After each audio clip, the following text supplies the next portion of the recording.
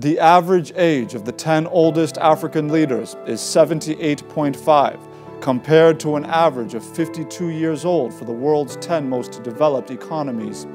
And when juxtaposed with other continents, Africa has a very small proportion of younger leaders between the ages of 35 and 55. However, the tragic irony is that the African continent boasts the youngest population in the world, with a median age of 19.5 years of age, according to the United Nations.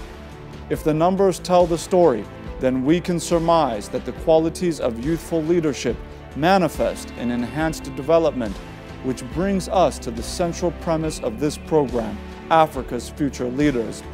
Who are they? How can they be identified?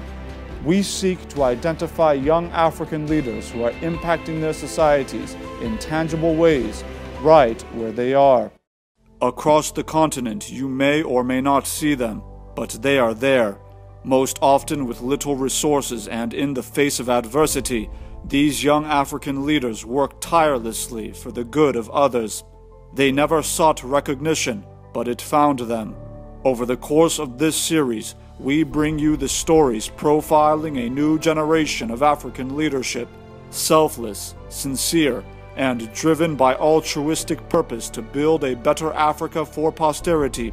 These young leaders have chosen to answer the call of a diverse people and a blessed continent, and prove beyond doubt that it is not about how much money you have or titles and certificates, nor is it about who you know, what God you worship, or where you come from.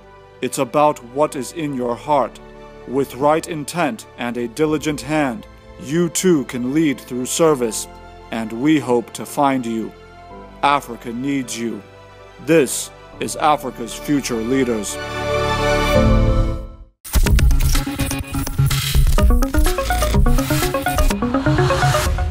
With me are 7 distinguished young leaders from across the East African sub-region in the continent, and they are here to answer our questions concerning a very important issue, one that has been on the minds of all of us during this conference, and that issue is leadership.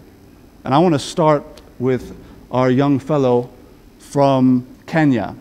I had the privilege yesterday to listen to the speech you gave concerning your journey. And one of the things that struck me was a moment when you said that it is your goal to answer the question which you asked yourself, which is, would I follow me? Can you elaborate on that concept for us? I realized that most of the time when I thought about leadership, I thought about what I could do.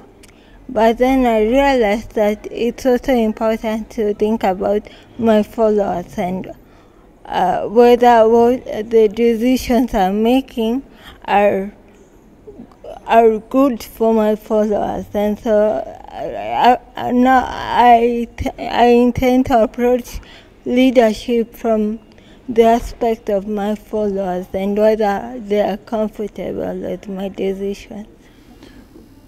We're here with a Yali fellow who has worked quite a bit with young people in Congo, Brazzaville. What has been your experience? You know, given the peculiarities of your immediate environment, what tools have you taken from the program that you can now apply moving forward? I was addressing the issue of unemployment and also student internship placement, because it was a challenge for them to have those opportunities, and they couldn't also graduate. So what I was doing is I was looking for those employment and you know, an internship placement and helping them graduate, and why not secure a job. And when I joined the Mandela Washington Fellowship, I came to realize that there were more things to do in terms of creating a bigger impact.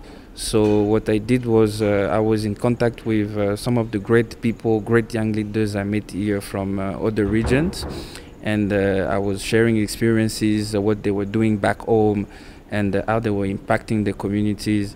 And I came to realize that I can also do the same thing, like reach a broader community not just students but also orphans, dropouts, financially disadvantaged groups, because I am an orphan, so I know what it's like to grow up with a male figure in the house. So I was raised by a single mom, so she sacrificed almost what she had, and so it was kind of challenging. So I say, okay, why not giving the same opportunities to others?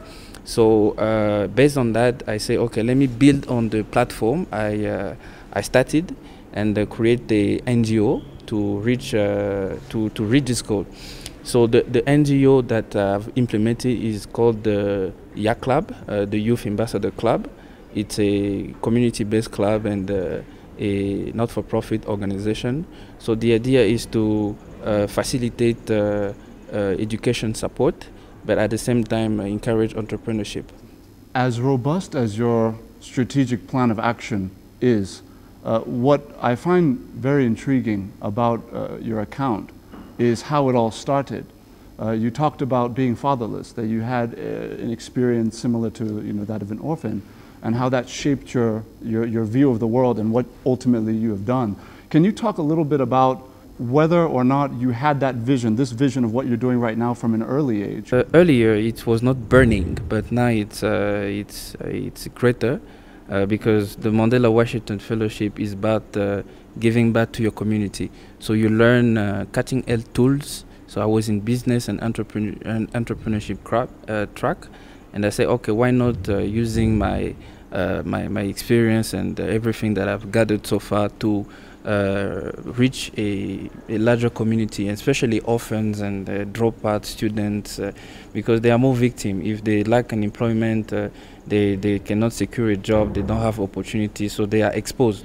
So they can do plenty of different things. So we have a phenomenon currently in our country we call the black babies, les bébés noirs. So it's a group of young people. They are stirring up troubles, creating violence and destroying people. So it's kind of hard to see a generation like that. So why not saving those who are not yet in those groups and helping them find a better future? What's really interesting here is I see a common thread. Whether one is involved in entrepreneurship, whether one is involved in public service, advocacy, research, there's a common thread, and that's a fundamental level of education that's involved in order to lead. And that takes me to our next Yali Fellow, who has come into this program from the DRC. And one of the interesting things in a previous conversation I had with you was you mentioned that as the largest Francophone country in the entire world, there are many opportunities. But in your view, you said that it's education that is setting the country back and oppressing the possibilities, if you will, for the realization of potentials. Can you talk a little bit about how that has motivated you into your present journey? I have quite an interesting journey myself. I started as an engineer because I felt like I was not really well oriented into the field, and almost half of my professional life have been fighting to kind of go back to my passion, that has been to help people. So when I was studying in South Africa, finishing my studies and starting to work as an engineer, going back home and trying to change the system, I was actually able to see how bad the education system was and how young people were not given the skills to be able to get jobs, even get involved in the country's management. If people are not equipped to be able to do anything, they will not be able to participate. So we have more than 60% of the population that is below 25, and that is a big number. And if they are uneducated, undereducated, I mean, the country is running at the risk of not evolving. So we need to be able to give these people the opportunity to study, give these people the opportunity to expand their horizon, not just study, but then give them the opportunity to evolve with the world, because the world is changing, the labor market is changing, skills are changing. We need to be able to adapt to that.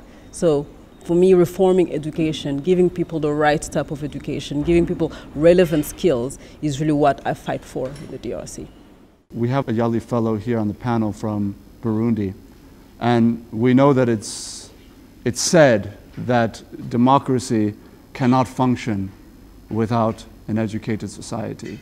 And we know that in Burundi there are some serious challenges confronting your democratic processes at the moment. Can you talk a little bit about how the peculiarities of your country have motivated you? Burundi is a country that has never got 10 years of peace since the times of independence.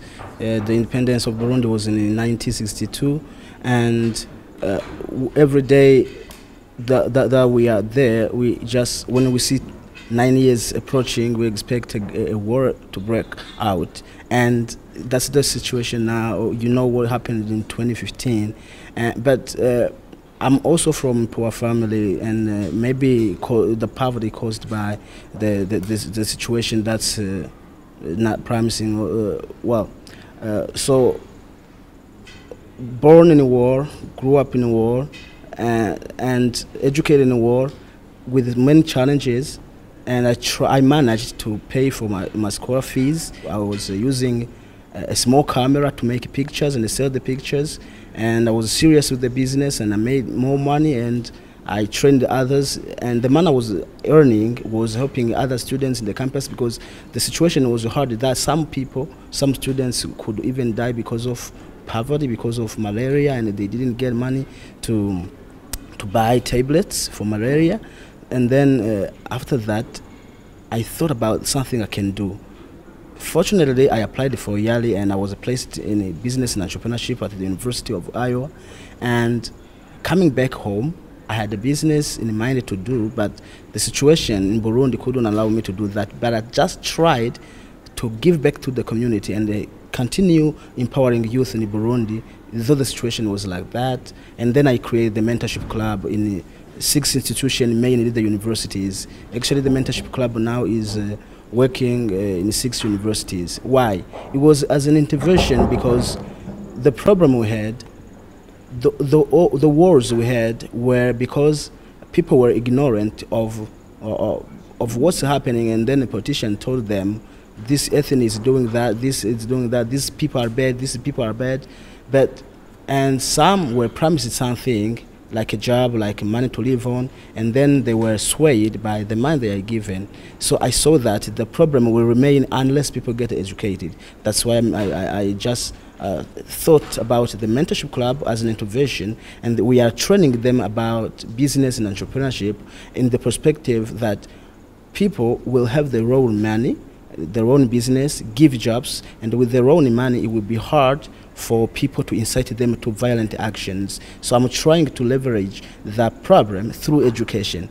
If we are 3 ethnic groups, and the rivals one are 2 Hutus and 2 Tutsis, but if they are together for the same purpose in one project, because of the education and entrepreneurial education I'm giving them, they want to get that time to fight against each other because of tribal conflicts, because we have the same objective of development.